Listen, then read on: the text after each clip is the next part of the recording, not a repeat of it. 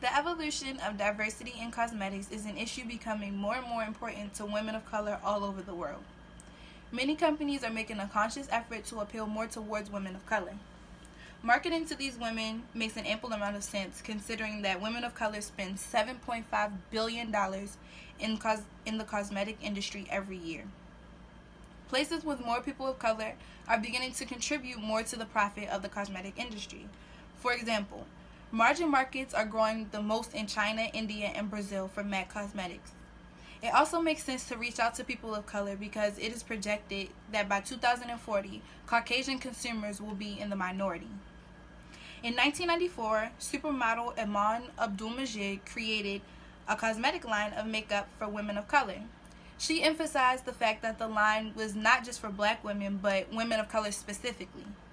This emphasis was important to her because she felt that people automatically assumed African American when they heard the phrase women of color. She gave an example that a Filipino woman could be as dark as herself, which makes her a woman of color, even though she isn't African American. About 2 decades later, the spectrum of foundation shades has greatened tremendously. A few years before, women of color may not have been able to walk up to a makeup counter and get her makeup done with a shade of foundation that matched her skin tone. Companies such as Lancome, for example, usually boast about their variety of 30 different shades of foundation.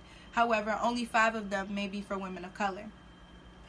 The undertones of a foundation are also partially related to this. Sometimes, for women of color, the struggle to find a shade of foundation that matches your skin tone isn't the issue.